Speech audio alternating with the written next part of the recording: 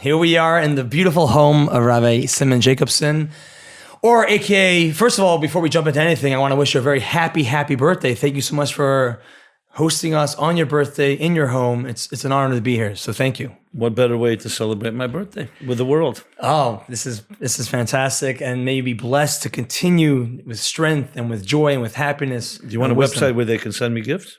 Oh, okay. Is there something that people could follow you right now? Do you have like a what are they called? A sign up sheet by Bed and Bath and Beyond. What's your? No. I'm beyond that. Yeah. You're beyond right. Bed. Okay, yes. Got it. Nice to see what you did there. Well, listen, Rabbi. I mean, I know you go by Rabbi Simon Jacobson, but also I think initially that's your stage name, isn't it? Because you could strike the rabbi. A lot of people call me Simon, Simon, Simone. My mother, when she was especially endearing, she would say Simonke. When I wasn't so endearing, she said Simon. Oh, so if just by the tone you knew. Yeah, you know. But from my understanding, it really, Simon, I'll call you from now on Simon, but it's not really necessarily Jacobson, it's Jacobsvili, if I remember correctly. You can expose all the skeletons in my closet? So that's a very, when did this transition take place to Jacobson? I mean, it rolls off the tongue a bit, you know. It's a painful period in my life, and you want me to go into this trauma? I mean, this is where it all gets real right now. I mean, my grandfather was actually born in Georgia, Russia. Okay, you're Hungarian.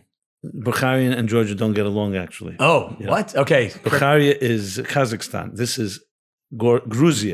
Right? Okay, fair enough. And there, everybody's names was Shvili. Shvili means son of. When surnames were added, there were countries actually that were nice to the Jews, and he said son of. So he was son of Jacob, is Yaakov Bashvili. Mm-hmm. So when my grandfather came to Toronto after World War II, he changed it to Jacobson. Nice. Jacobashvili is the original name, so it's really two generations. I'm a namesake after my grand. Even Simon, by the way, is not a common name. It's not a common name. It's a Sephardic name, a Georgian name, like Simon Tov. But I feel like that's, not being common. You're not a common human being either. So I think, they say the name reflects the person's soul, their essence. And for one, you are somebody that defies all that. I know you don't like going by the name Rabbi, but you are definitely a prominent leader, a rabbi of many sense, yet... I'll tell you why I don't like rabbi. Because rabbis have a bad name, and they actually are a stereotype. The one with I have all these anti-rabbi jokes. Can I tell one? Please. So there's the two guys get lost in a hot air balloon, and they don't know where they are. They're maneuvering. They see a guy down below, and they say, "Hey, where are we?" He says, "You're in a hot air balloon." And then a gust of wind comes by, whisks them away. And one guy says to the next, "What was that?" He says, "That was surely a rabbi." He says, "How do you know?" Because what he said was true, but irrelevant. So this is it. So, and I say this in a serious note, especially in the United States, rabbis are seen in a certain stereotypical way. Some like rabbis, but a lot represent dogma, condescension, judgmentalism. A lot of people do not like rabbis. So let me ask you this. Listen, some rabbis are my best friends, so I'm not anti-Semitic. Let's make that clear. Oh, fair enough. However, no, in some situations, I don't have a problem with the word rabbi. So why not come with the approach of you coming as a rabbi and breaking those stereotypes? Because stereotypes are exactly that. They're embedded, and it takes time to undo them. So would you say that's part of the reason why you don't necessarily wear the traditional black hat, the black coat, the hat and jacket? I'm very proud of my heritage. I really don't have trauma in my religious upbringing. Some people have been abused, some people have been hurt. I don't have that. Mm-hmm. I have nothing about it that I dislike, but I'm very sensitive in communication of how you project. I'll share with you a story, okay? Please, yeah. When my book came out, Torah Meaningful Life, so I was sent by the publisher on a book tour. This is back in 95? Yeah, before the war, for many wars. Back in the Chofs and the nuns. Yeah, 95, before, in the last century. Well, yeah. Very good. Okay, there you go. That's right. And I came to a place, Cleveland. So the book, the publisher sets up the publicist, who's given this whole royal treatment. They told you, don't let it get to your head. At 12 o'clock, you turn back into a pumpkin. Until then, red carpet, you have media interviews, print, radio, TV, and in the evening, you speak in a bookstore. So I had that whole royal treatment. So one morning, I had a morning show. You have these morning, author interviews, 5-6 minutes live. So it was Cleveland in the morning. I come to the studio, and the interviewer comes to greet me. She looks at me, and literally her face turns white, and is all pale and disturbed. And I said, "Did I offend you in any way?" She says, "No, but I can't believe that you're the author of this book. I love this book. It's on my nightstand. I read it every night. I can't believe that you look this way. So I said, most people would be offended by that. What'd you expect? Exactly, right? She said, I expected a slim, tall, white, sexy-looking guy. And I said, I thought... In my opinion, which is something that you are, and you that's what I that. said to her. I said, I thought I was exactly that. Maybe 2 out of 3, but some of them, Yeah. And she said, because your book is so relevant, I never thought you'd look like an Orthodox rabbi, So I said, why don't you ask me that on the show? That's a great topic. So she did, in a respectful way. She said, wouldn't your message be received better if you looked like one of us? So I said, would you say that to a Saudi Arabian prince? Or to someone in dreadlocks or something? You would never say that. They would fire you. Right. So you say it to me. I'm not offended, but maybe it's a good opportunity to cut through stereotypes. Why don't we just talk heart to heart? I don't judge you by how you dress. I don't judge you. I want to know what your heart and soul is like.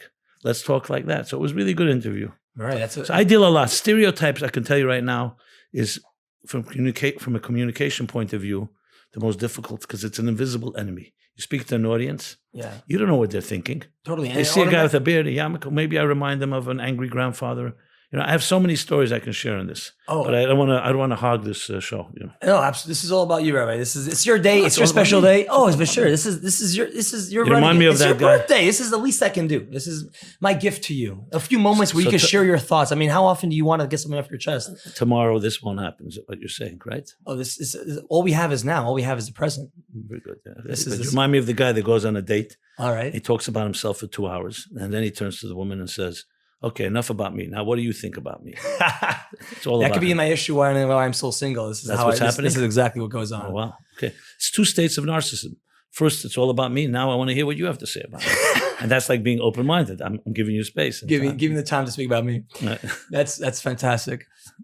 So you brought up towards a meaningful life, and my first interaction about you and knowing about you was over 15 years ago. I went with my father to his friend's gala dinner for his community in Riverdale, and you were the keynote speaker that evening, and you gave out your Towards a Meaningful Life, your book, and I remember going over to you afterwards, and you signed the copy. I was blown away by your way of being and what you shared. I was young in mind and spirit, and I was just really amazed by your talk. And afterwards, reading the book, it really had a massive impact on my life, and something which I reread over the time. That's very kind of you. I'm very touched when I hear that. It's a fantastic book, which makes me wonder, what inspired you to write the book, and also was there a pivotal moment in your life that that you felt challenged by, and this could be a good rate of expression? What led you to writing this book? Sure. Just a short background a bit. I worked for many years for the Lubavitcher Rebbe. He would speak on Shabbos and holidays, and there were no recordings and no notes. So we had to remember verbatim. You're a chayzer. A chayzer, exactly. Your audience knows what that is? No, but I once said chayzer, they thought it meant chazer. So that's definitely not what chayzer means a repeater. It means I was able to absorb almost verbatim 5-6 hours. And that's not small matter. That means that it has to yield 100 pages that are not redundant. That's incredible. So let's give it some context again. So how old were you at this time? I began doing it when I was around 20. 20 years old. So I was a student in yeshiva, and I was very intrigued by the process, which is very unique because in this technological age, you record everything. Correct. Why would you have to remember? But here, because of Shabbos and holidays and the restrictions, you can't write, you can't take notes, you can't record. So students would listen to their master, to their teacher. And this goes back from the beginning of time. It's called Torah Shabbal Peh, remembering. Mm-hmm. And had to retain, absorb, and then after the Shabbos and holiday, recreate it and put it on paper. That's what I did. That's called a chayzer, remembering, absorbing. I like the word absorbing. Mm-hmm. You're absorbing the wisdom of a sponge. Exactly. And word by word. You're not even like paraphrasing. You're like really just taking every single word. You're not processing. You're just absorbing. You're just listening. It's the art of listening. True listening without you processing what you're hearing. I'm actually thinking of writing a book on this topic, just for the record. It's fascinating. I mean, that's like, to and you. Then comes the second part, was called a maniach. A maniach meant someone that committed it to paper, which was equally challenging because now you have to take it and put it in words on paper, annotate it. Wouldn't that be the person who memorized it, or be a separate person? Some people memorized well and did not write well. Some people, I did both. And I became the main writer. Look at this guy. Talents, huh? Here and there. In 1979, I became the main writer. And I remained that writer until 1992 when the Rebbe had a stroke and left him speechless. So, and you also ran the Varanach Satmim. That was Varanach. That was it. So you handpicked young students to help you memorize and to write down? It wasn't always handpicked. People had to you had to show up. I showed up. I came what was called Chazara, small group of people reviewing. And I really was intrigued by the process. I loved the idea of listening, recreating. It was exciting. How does one do that? How are you just born with? Is that a talent that you're born with? You just remembered every single thing that anybody ever said? There's no question there's a gift, but as every gift has to be developed. If you don't work on it, the gift is not. I actually have workshops. I teach people how to remember better. It's about, think of two wheels in your brain. One absorbs, one processes. Children, for example, only absorb because they don't have anything to process yet. That's where they're like a dry sponge. You can teach them language easily, and it remains etched in their psyches forever. Adults, go teach a 20-year-old a new language. It's very difficult because you're not a dry sponge. You're a saturated sponge. It's not a clean slate. Your slate is filled with information, for good or for bad. So you process. When I say something, you're processing, oh, that makes sense. It's like a conversation. When you want to really listen and absorb, you can't have a conversation. You can't process. You listen, even if you don't understand. I wonder if that works against you sometimes, because you're the guy in the relationship with your wife or with your friends who always remember everything. I told you so.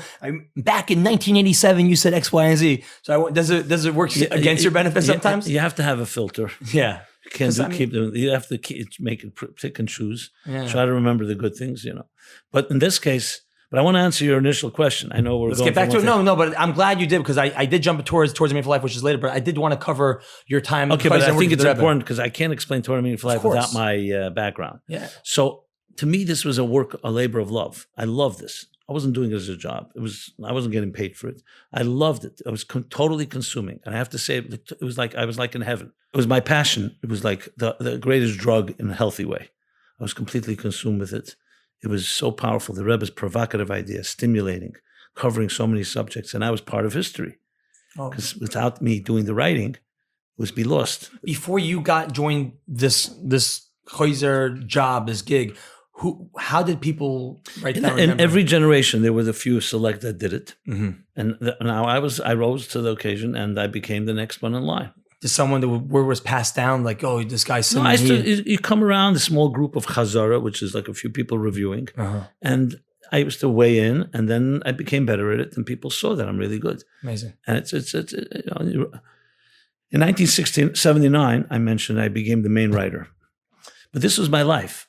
It's my life. It was so powerful, and I don't even know who I would be were it not for this period in life, because I loved it. I was very linked in. I'm by nature a skeptical person, even till this day. But this was music to me. You fall in love with music. Like the mechanical part of Judaism, I didn't relate to. I didn't understand its significance, especially all the details and the laws. And I grew up with it. It was. I have nothing against it, but it was tedious. It was like monotonous in a way. And I realized I was like a rebel without a cause. And then I found my cause. Because I started learning Chassidus. I started learning the soul of Torah. The mystical, the spiritual, and that really resonated with me. So once I was, and I'm like extreme. I'm in all the way. I'm not like, not doing this mediocre. Was there a period of time before you jumped into this that you mentioned you're skeptical and you go, was there a time and place when you perhaps doubted religion or the way of life? Was there something that till this very day, So how does one be a skeptic and yet still follow through with religious day in, day out? You come to terms that not everything has answers. People prove God exists, prove the Torah is true. I always laugh. I say, no, I don't have a proof. Because for every proof, I can give you another proof the other way around. Prove that God exists, yes, a beautiful universe and all that. Then the Holocaust comes around and you have big questions. So I think it's like a maturity where you come to terms that you don't have to have absolute proofs for everything. Life is not just about proof. It's not mathematical. There's also called experiential, things that resonate. Prove to me that you love your spouse. Prove that music touches your heart. What are you going to do? Hook someone up to monitors and see their heartbeat goes up? So there's experiential elements. And you come to realize there's a gray area. And not everything, so you could be a totally naturally healthy skeptic. A healthy skeptic is someone that's open to questions, but they're open to answers. An unhealthy skeptic just uses questions as excuses just to get their way. You could argue with someone, you see, you're never going to win this. So I had that certain sense that, yes, I have a very skeptical side. So what? That doesn't mean when I see a child that's hurting, I don't look for scientific proof. Why is it bothering me? Why do I have empathy? Why is it because I was once a monkey who has empathy for another monkey because it ate nuts? I didn't need that explanation. My point is that it's respecting emotions, respecting life experiences. Obviously, you need a mind to guide your emotions. So I never took my skepticism. I was skeptical about my skepticism. Let's put it that way. And I do that till this day. I'm actually called by some as the rabbi of atheists because I know that position very well. But I also know I have another voice inside of me that does believe in the nobility of man, and the significance of life. Can you prove life has meaning? No, but some people live life. Their life has no meaning. But sure, but it seems like, knowing both sides of the coin, both arguments. Why choose the one of God? That's an excellent question. At the end of the day, a choice has to be made. I didn't want to be on the fence, spend the rest of my life saying, you know what, I don't know. I'm on the underside. Like the guy that says, they come to him and say, he says, I used to think I'm indecisive. Now I'm not so sure. Yeah. Yeah, sure. I didn't want to be one of those. Make a decision. I wanted a passion in my life. Do I have a 1,000,000% proof? I don't need proof. I know looking back, it was the right decision. And I'm not going to sit and have to debate the issue about the truth of it. The truth of it resonates. I know that I can help people. That's true for me. Someone will show me one day that the whole thing was an illusion and maybe it's just in my mind. You know what? But I felt that's the right thing. So you're saying religion and this Pascal's wager, he says, I'd rather live a life of morality and find out it was false than live a life of immorality and find out that was wrong. So not so much as a wager, but right. So to me, it leads you to fulfillment. It leads you to meaning. I was exposed to a very religious environment. I grew up in Crown Heights in the Chabad, Sirius, going to 7 o'clock in the morning to school, to yeshiva, till 9, the intensity. But I also saw a lot of mediocrity. I saw a lot of conformity, things that didn't resonate with me. And again, not because I was hurt. It wasn't like I was hurt and I was looking for bad things. I just saw it, and I wanted excellence in my life. I don't have the words then when I was young, right. And I didn't see it. But then when I started seeing the spiritual side of Judaism, then it resonated. It's like music. It's like, how do you know you're a musician? Ask a musician. So what made you decide to go into music? You know what the answer is going to be. At some point, it was just in my heart and soul. I can't give you exact. It just resonated with me. Then I started listening to the Rebbe, Lubavitcher Rebbe, in a new way. I saw, 1 second, this man is a revolutionary. He's just dressed in traditional garb. He wants to change the world. I'm in. I also want to change the world. Mm-hmm. And I felt that type of thing. We live in a world that has very much no compass, moral compass, spiritual compass. Technology is advancing at breathtaking speeds.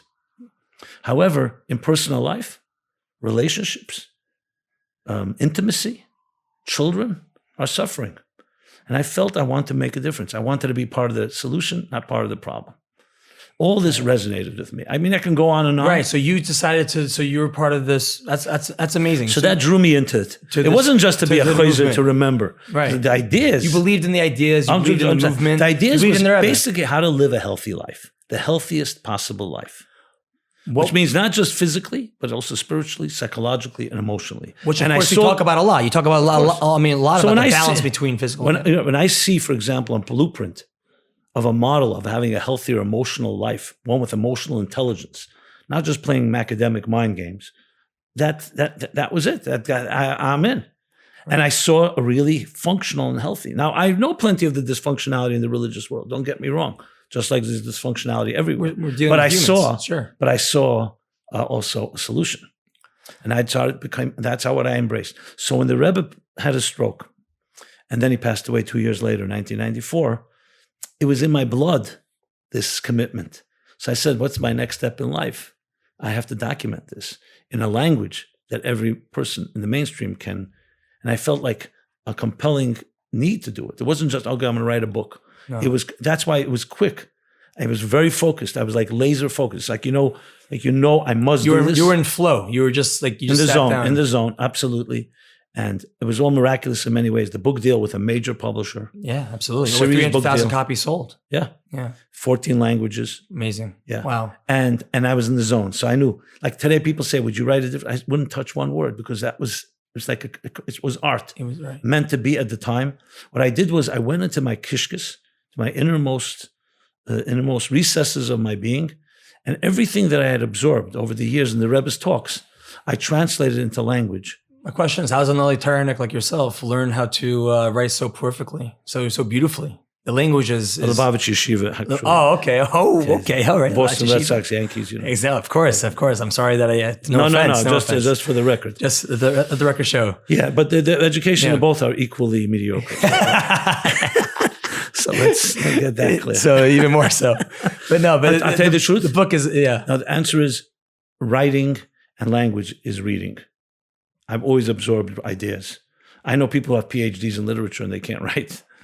Yeah, they book smart. It's own art form, sure. Because writing is communication and speaking is communication. It's knowing how to speak from the heart to touch the heart. You can't learn that in school. No. You find that, then you find the right words. Mm-hmm. And I'm blessed in my family. We're writers, we're speakers, we're communicators. Yeah. I find the word. Look, to me, a word is a musical note. It's a way of expressing a feeling. When you look at words that way, so the words are meant to be aligned to your feeling. It's not like I'm looking for the words. And it just comes. And then, you read, you absorb, and so on. Do you have any favorites, any favorite authors, any favorite books?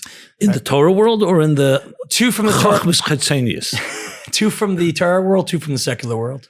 Ah, good. Okay. In the Torah world, all of Chassidus touches me deeply. All right. Now I'm into Ayin Beis. Ayin Beis is a series of discourses that are over almost 2,000 pages long. We're teaching it every morning. You're dissecting. You give a morning class here in your home, and right now you're going through Ayin Beis. You're going through this. Ayin Beis, and that is like I'm in love with it. I love it.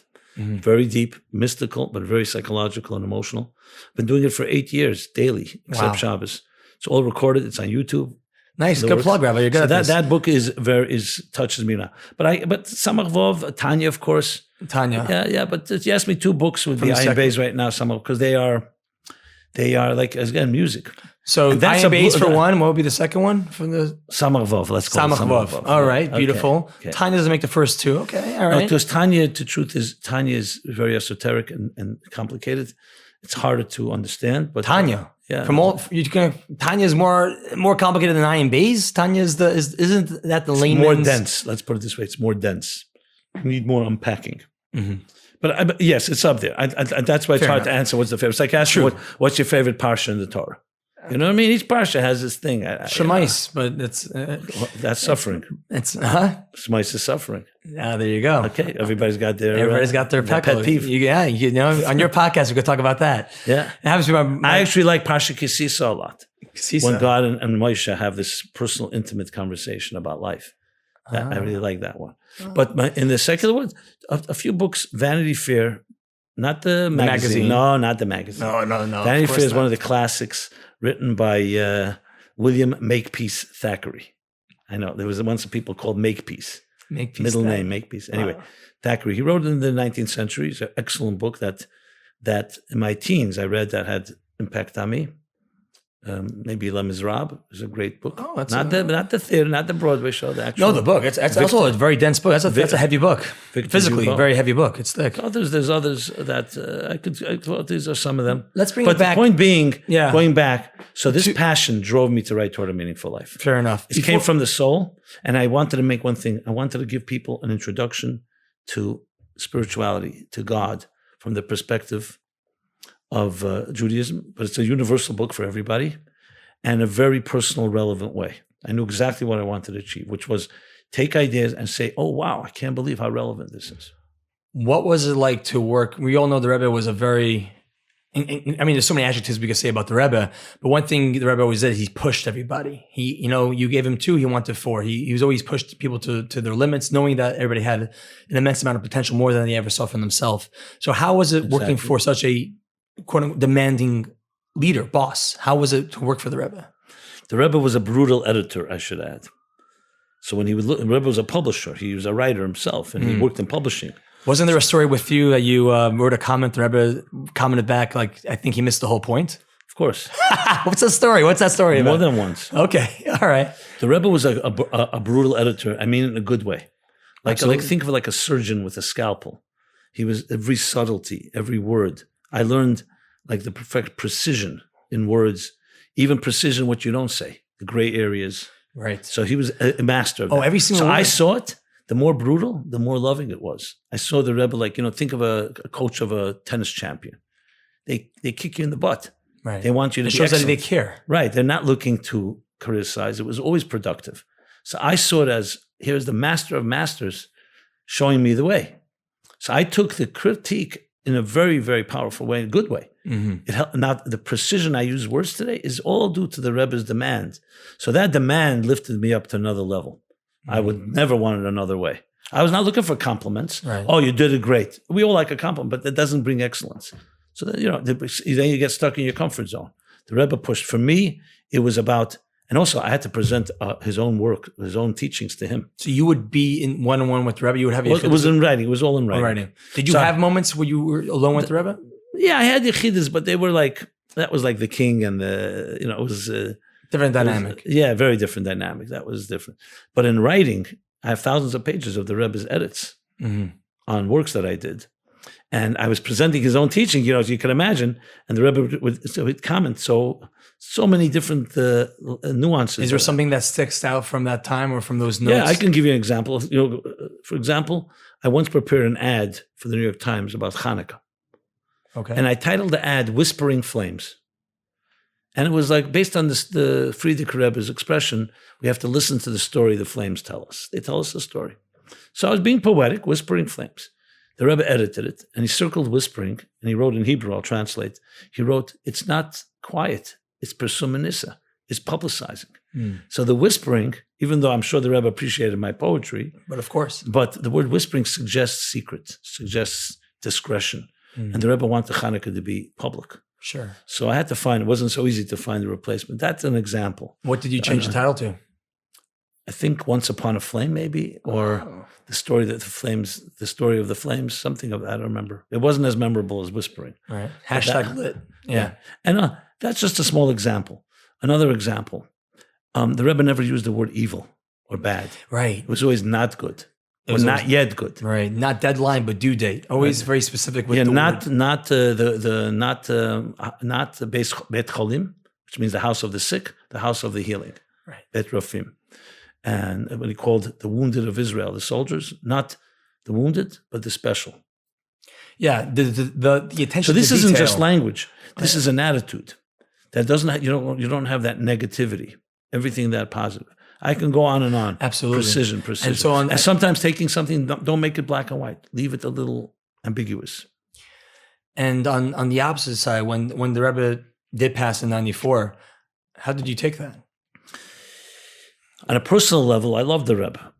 To me, and this is, I think, an important point to make, I do it in the epilogue in Torah Meaningful Life. The Rebbe, to me, in this petty world of people, conflicts, money, power, influence, the Rebbe, like, to me, was the personification of truth, of reality, humility. He never took himself seriously. He was always there for the people. So, being connected to something like that is tremendous. So there was the personal, and Gimel Tammuz, I was extremely pained. Firstly, the Rebbe had to go through all that suffering, and like you lose a father, or even more than a father. On the other hand, psychologically and emotionally, I was not a child.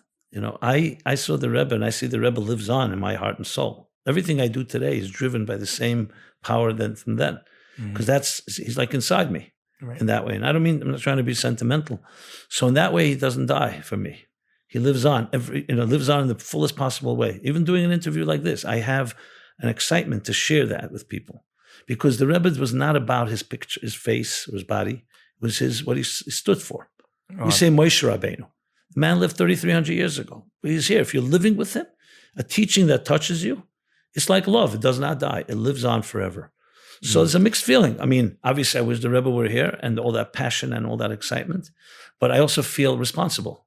I feel like I now have to represent what I heard. I have to tell the story I was witness to. And people don't realize it, because it wasn't called personality for me. It wasn't like this man, charismatic, blue eyes. No, it was a representation really of eternity, of something that has. I remember when Larry King asked me 2 days after Gimel Tammuz, 2 days after the Rebbe passed in 1994. So I was on Larry King, CNN. Were you? And I was also on Charlie Rose, since we're dropping names. Sure. Oh, yeah, there you go. Okay, you're the flexing. same night. As the kids say, you're flexing. Yeah. Yeah. Just beginning. What did you share with Larry and So Charlie? Larry asked me this question. I'll tell you what I shared. And Larry King's punchy, you have to have short answers. I understand why people are grieving that the Rebbe passed away. But why are they shocked? He's a 92-year-old man. People die. So what do you say spontaneously? So this is what I said. I said, you have to remember, for us, the Rebbe embodied the Torah. The Torah is eternal, immortal. It went through thick and thin from thousands of years ago. It went through the best times. It went through the Holocaust, all the persecutions, and it's still with us.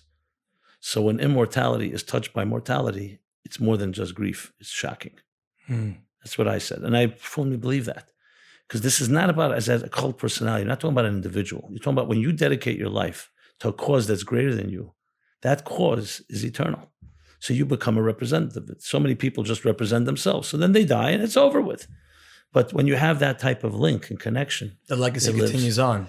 So since we're on it, we'll give equal time to Charlie Rose, even though he's fell out of favor a bit. So Charlie Rose, a very good interviewer, said to me, you sat in the presence of this man. What was it like? Again, I wasn't ready for this question. And it's all 2 days after. It was a very emotional time. So this is what came out of my soul. I said, when you sat with him, you felt that you, not the Rebbe, you didn't feel his greatness, that you have greatness in you, and that you have a mission to accomplish that you and only you can accomplish, that you're indispensable. Wow. He said to me, I remember he said, wow, that's something. I wish I had someone like that. How apropos on the day, today's your birthday. Yeah. And the Rebbe always talks about the day that you were born. Is the day that you were born, your birthday is the day that God shows that you matter. So I use that. That's the chapter on birth and Torah Meaning for Life. That's a line I use. And it's one that probably been repeated so many times by people who told me, people who've been abused and hurt and always felt they didn't matter. When they hear that line, they say, wow, it makes no difference what my parents did or didn't do. It doesn't make a difference what others have done to me. God wants me here. I matter to the one that matters most. So that is a very powerful. It's a very powerful thought and idea. By the way, it's the root of all healing. When you help people who've gone through trauma and they feel worthless and self-loathing and all that, you have to realize you have a part of you that nobody gave you, so they can't take it from you. Your dignity, your soul, and that's the bottom line. To me, that's the core of all healing. Get someone connected to that part of themselves. So yes, things have happened to you, but you're not a victim of circumstance. Do you feel like this generation, when I say this generation, I'm talking about, the millennials, the 20s, the teens. Do you feel like we feel less than, not good enough, more than the generation previously, like your generation, my parents' generation? I think there's always been this issue. Or just more time to think about it. A few things. First of all, I think there's always been an issue of insecurity and fears. I'm not good enough, especially if you have parents that are demanding or critical and not validating.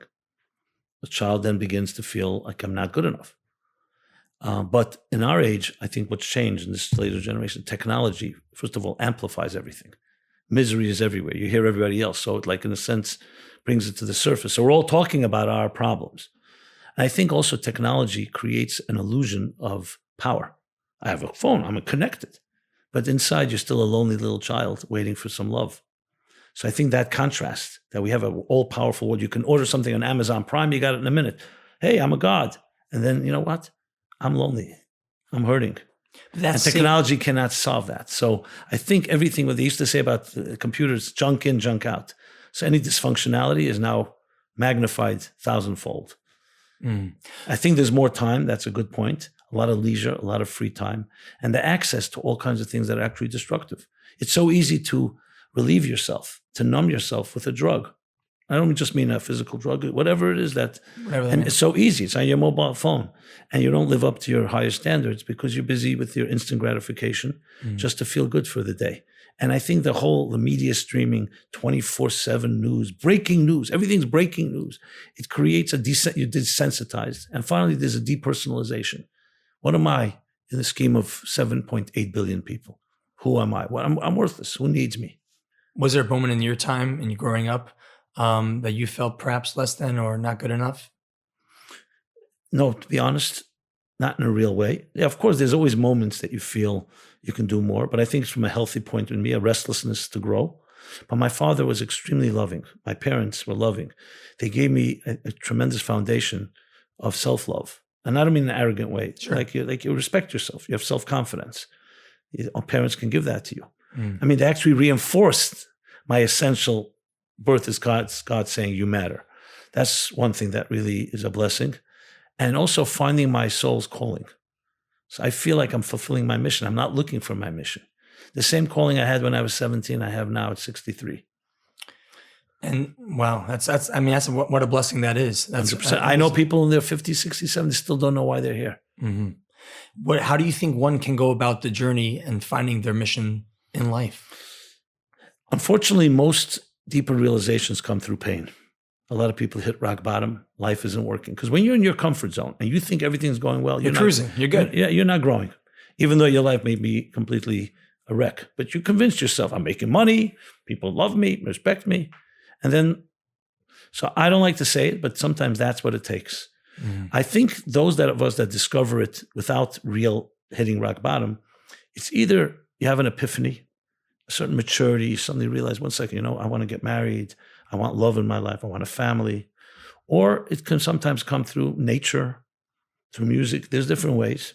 And then some of us are just spiritually more restless than others, like Bohemians that are more free spirits, and they're always they're looking for transcendence. They're not satisfied with survival. So it can come from many different directions. I deal with this all the time because I deal with people and I see some people are just trapped right now. But you have to always plant seeds, because I can tell you, everyone's soul is beating. Sometimes it's just you're more aware of it than others. There's a beautiful expression. I may be asleep, but my heart is awake. It's like love. Sometimes you love someone and they're just not there. So you have to believe in them. You have to nurture them. You can't get angry. And you plant seeds, and you never know when that seed will sprout. So when it comes to like this generation, it may, a lot of people are worried. Every sort of family, at least, I don't want to generalize, but has at least one child, one sibling that is struggling, or perhaps not following the tradition of religious, upbringing that they were brought up in. A, what do you think what's the reason for that? And B, how can a family member, reconnect with that Okay, excellent. with that child or sibling? I'll take from where I just leave. I want to just continue where I left off because I think it's vital. Please. A flower grows and blossoms when you water it. You don't water it, it'll become parched and it will ultimately wilt. Water is love. Love is literally like oxygen to the soul. And when you don't give that love, a person's soul will become wilted. You'll start imploding, becoming more fearful. You have no one to talk to. It will affect how you trust. It will affect intimacy of every sort. So the most important thing is children to receive unconditional love from their parents. This doesn't mean every behavior they do, you have to embrace. On the contrary, you see a child do something wrong, it's important to tell them, but you tell it with love, not with anger, and not because you embarrassed me. It's not about you. Because you care about the flower, you want to get rid of the weeds, that type of approach. We're gardeners. So I would say the following: when children go through challenges, whatever it may be, whether they leave the tradition and some parents just can't handle it, because it's like invalidating what I gave you. But it's not about you, it's about your child. How do you know what your child's going through? So the love can never be withheld. People punish their children. They take their love back. Right. That's the worst possible way to do things. Why can't you have? Now, remember, when changes happen in children's lives, for whatever reason, they leave the religion or they have other issues and so on. Where there's smoke, there's fire usually. There's a reason for it. What I mean by reason is, it's not just because they came to a philosophical query and they determined there's no God and then Shabbos means nothing. I don't believe that many people are just that philosophical about that. Because I told you before, there's proofs for God, there's proofs against God. And many people, if you're a nice Shabbos table, what's wrong? Maybe I may not believe it all, but you know what? Whenever you see any radical change, there's always reasons. And let's not underestimate what happens to people. Look, I have no question. I deal a lot with people who grew up in the Jewish frum community and now are not there. I don't have a drop of judgment in me. I don't think that way. Who am I to know what's going on in their lives? But let's be honest. If they have someone to trust, I assure you that something will come up. It could be, I don't want to sound like a cliche, but it could be molestation and abuse. And that could be the cause why people change their behavior. And I really do not say it in any dismissive way. Because when you say I grew up in a toxic environment, I'll tell you, I do my program, My Life, Chassidus Applied every Sunday night. A number of months ago, I spoke about people growing up in abusive homes. I got a letter from someone who said that he listened, and for the first time, he's going to tell his wife how much he hates Shabbos. Why does he hate Shabbos? And he has children already. He's married 16 years. Wow. Because his father was such a cruel man. He would always, Friday night, he would say, okay, what'd you learn this week? And then he wanted to humiliate me in front of everyone. So for me, Shabbos was literally like a Holocaust. Oh my God. Sunday, Monday, Tuesday, I started dreading Shabbos because my father would do this to put me down and humiliate me. No, you kind of impact that has. Now, he didn't leave it, whatever reason, but I could see him dropping Shabbos. Why would he want? Shabbos is toxic for him. Shabbos is not good memories. So what do we know what's going on in people's lives? I know from my work, you have to show love. You earn trust. And when you earn the trust, people open up. Everyone who's dealing with anything they're struggling with needs someone to talk to. That's the first thing. I would not go to become religious and I can't stand with this. Oh, you came back for Simchas Torah. The Pintel Yid is in you. You're still a chassid. You ate kash and temchet mimim. That means I can't stand when people say that. It's so dismissive. Right. How do you know what that person's going through? Maybe they want to come home because they want to be home for a day. And that type of thing. That we know the truth and you're finally coming back to the truth. That to me is disgusting. What do you mean you know the truth? You grew up with it. You're a cultural Jew. How do you know you chose it? How many religious Jews choose to be religious? They grew up in homes, just like Muslims grew up in Muslim homes. I don't mean to be dismissive, but when people so to me, it's a spiritual journey. And some people have to lose God before they find God. Maybe they're losing an unhealthy God before they find a healthy God. And I think having that attitude and having people you can talk to on that level changes everything. Why can't you have a conversation with someone even if you totally disagree with them? Absolutely. When there's love. Right. Absolutely. Right. Exactly. But things are changing because that attitude, that dismissive, judgmental, condescending attitude is becoming exposed more and more as not healthy. And it's more about, it's like, why do you have to be wrong for me to be right?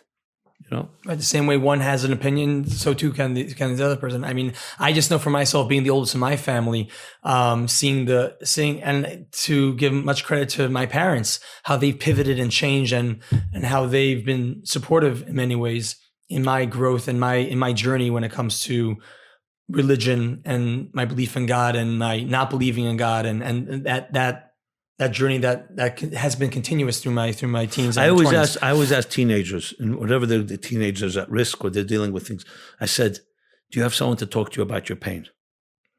And usually we'll say no. Not your parents, no one to talk to. That means you're living with loneliness.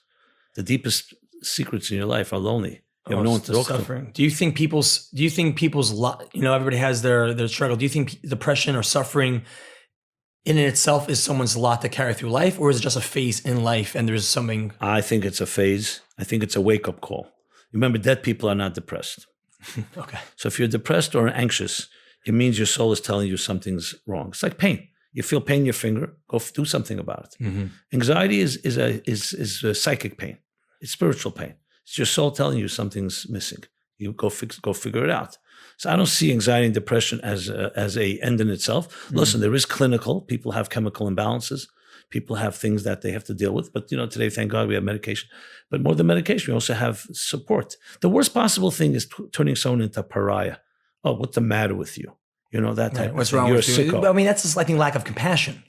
I've seen people who literally have all the odds stacked against them. Terrible parents, dysfunctionality, and I don't even want to go into the nightmares of being raped by a parent or something like that. Right. Real. And I've seen some risen to the occasion, found something in their heart and soul that is pure, and in a way, they're the most refined people I know. And others are suffering. But I would say this: there's no such thing as hopeless. That's a word that's not in our dictionary, especially for the Jewish people. Sure. There is no hopeless. It doesn't matter. The question is, how are you going to get there? You're going to go this way or that way or this way. And of course, it would be nicest to grow up in a beautiful home where everything goes smooth. But you know what? Maybe that's not the path. The path is going to be this way. So, I mean, would you say, is Judaism the way for a Jew to feel fulfilled and to find meaning? Healthy Judaism. Now, first of all, Judaism and health is synonymous for me. But a lot of Judaism is toxic. What do I mean? It's presented in a toxic way. I always say that a dysfunctional religious person is worse than a dysfunctional non-religious person because then religion becomes part of the drug. We're going to say Tehillim. It's going to solve our problems. No, go talk to your husband or wife. Go talk to your children. Not only tell them, say Tehillim, but do something. It almost takes out the human part. Because I'm going to run, God's going to help me. Mm-hmm. No, God helps you when you help yourself. And you have to use your reason. God gave you seichel and midas. He gave you mind and emotions. Well, use them. Are you using them, or you're just saying, God's going to help? And I think, but healthy religion, absolutely. A healthy faith, a healthy Judaism, especially infused with chassidus, with like the neshama of it and the sakha, is, you can't imagine. It's really a blueprint for life. The concept, trach gut v'zayin gut. Think good, don't be good. It's not just a nice cute bumper sticker. It's because you have a goodness inside of you and you're not believing in yourself. Mm-hmm. And you can change your destiny if you're positive. It's what they call today positive psychology. How does someone find meaning in daily routines? So I have one of my favorite stories. I love this story. I think it can change your life, to be honest. The Baal Shem Tov. There was a man called Rabbi Chaim Rappaport. He was a well-known sage. It's a long story, but to make it short, he sent him on a mission somewhere. And one of the parts of the mission was to travel a certain direction. Later, the Baal Shem Tov wanted to know, did you fulfill? Yeah, you fulfilled the mission. But how'd you travel? So he said, I stayed in an inn. But then one night, I camped out. I woke up in the morning, and I washed my hands. I said my prayers. And then I sat down to eat something. There was a spring of water there. And I took a cup of water. I made a bracha, a blessing. The Baal Shem Tov suddenly jumped up and said, that spring of water was waiting from the beginning of time for you to come and bless it. So why is this powerful story? Because you talk about the details. I travel around the world, and I always say to myself, maybe this part of this, where I am right now, where I'm walking, the here and now, has been waiting from the beginning of time for me to come there. To make every moment count and every moment meaningful, you have to be able to see the extraordinary in the ordinary. We get so trapped, I need a new high, a new novelty, that we lose sight. And we say, this is monotonous. The sun comes up every morning, big thing. The Baal Shem Tov says, a miracle is simply, the difference between a miracle and nature is simply frequency. If it happened once in your life, you'd call it a miracle. It happens every day. I breathe 18 times a minute. Who thinks about it? Go to a hospital, you see someone struggling to breathe. Oh, 1 second. How many mechanisms have to work to get oxygen into my system? So I believe it's seeing the moment for all its potency and all its potential. You meet somebody. Maybe your soul came down to this world to do a favor for that person. I would look at it like a businessman. You ever see a real person who owns a business? 24/7, wherever he goes, he's looking for opportunities. Maybe this is a client, maybe this is a partner, some investor, etc. The same thing is to see that your life, using Kabbalistic language and Hasidic language, that every soul is allocated. Each one of us is allocated divine sparks that are scattered all over in your life. Where you grew up, the school you went to, the friends you have, where you've traveled, the work you do. And the job is to, so to speak, redeem those sparks, right? Not ignore them, like in some way use them for something good. We're sitting here, this is a beautiful discussion, but I see it also. This was meant to be. And perhaps we should use the moment. People use today technology for nonsense. Mm-hmm. And you can use it, who knows what someone's going to hear something that could touch them. Tremendous. This is a tool that you said. Yeah. How gratifying is when you hear someone say, you know what? That really touched me. That really moved me. It changed something. So that's what it is. Technology is exactly that. It's created for a reason. It's not just to make money or to entertain yourself or for some other nonsense. It's a tool, and we can it's a tool. Use that tool for positivity. So I think to have that attitude, and I would make even an exercise in the morning. Okay. And this is universal exercise for Jews and non-Jews. In the morning when you wake up, before you do anything else, just say this one line thought or meditation and prayer. We call it moda'ani. But in simple words, it means, thank you for giving me back my soul. Thank you for giving me a life of meaning. Thank you for giving me a mission, an indispensable mission. And carry that thought in all you do. That becomes like a hub that connects the spokes of the other things you do. Even when you commute, maybe you're sitting somewhere, maybe you should say a kind word. Everything has deeper potency, deeper potential. As Einstein said, and then everything becomes alive. When people love each other, every detail. It's not like, we need dramatics and we need fireworks. You could just have a conversation, a simple conversation. A mother diapers a child with a certain love. The most significant things in life don't happen with the cameras. They happen in those moments that nobody's watching.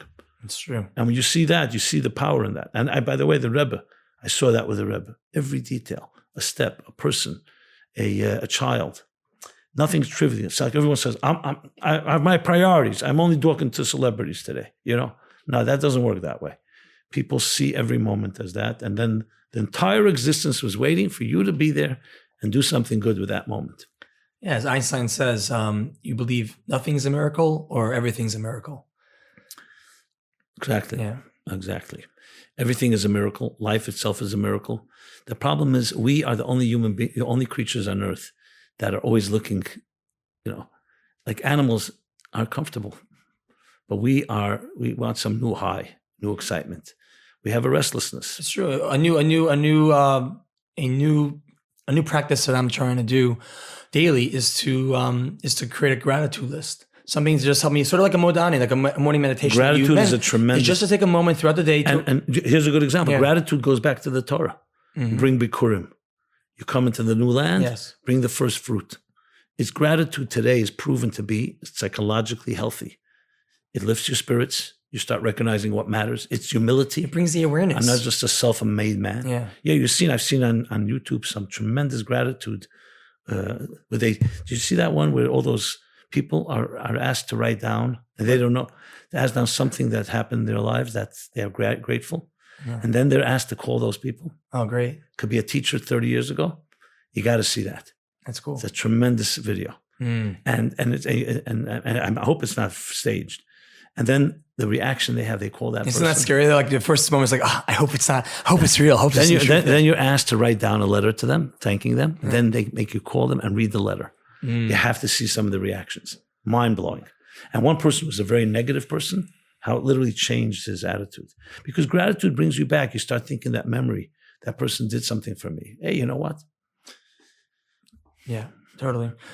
If there's one life lesson that you've firsthand that you experienced, that you learned, what would that be?